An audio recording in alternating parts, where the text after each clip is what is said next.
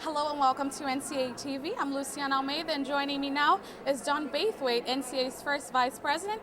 Thank you for joining us today. My pleasure. I want to start by talking to you about, I know you just came out of the town hall meeting, which you guys were discussing politics at NCA. Can you tell me a little bit about that? Well, as an officer, one of the things we're called on is to, some people think that we should take political stands on issues of the day. So on civil disobedience or on torture or on gay marriage. And as an officer of an association of 8,000 people, that's a difficult choice because not everybody in the association is going to agree. And so what the NCA Forum did for us was actually plan a 2-hour deliberation, or 2.5-hour deliberation, where they brought people together in groups. Some groups said absolutely we should take political stands. Some of them said absolutely never. Some of them are very liberal, some of them are very conservative.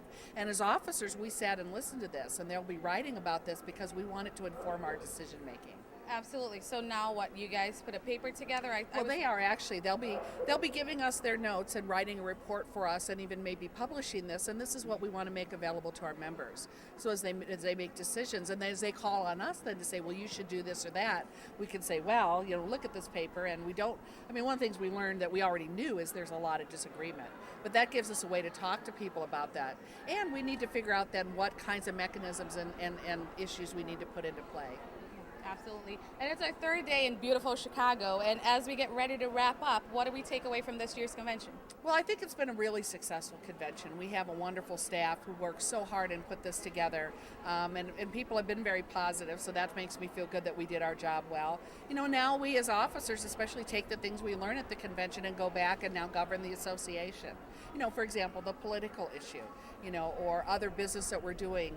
This convention, you might have noticed the 5-year out programs, and we actually kicked off this 5-year now celebration toward our 100th anniversary.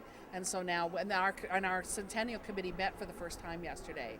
So now we're looking at what kind of a party do we want to throw in 5 years? What products do we want to book on our history? We've discovered, for example, we don't even have pictures of every NCA president.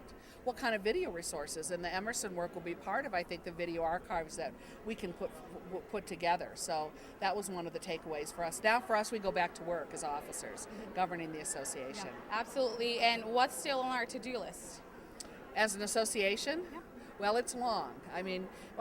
Part of this is public outreach. How do we help people know what the discipline of communication is about? And that's one of the reasons about 10 years ago we moved from Virginia into Washington, D.C.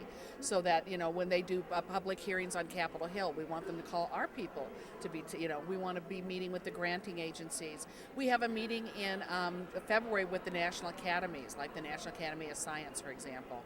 And so we're trying to position ourselves as an organization when people have questions in the public forum about communication.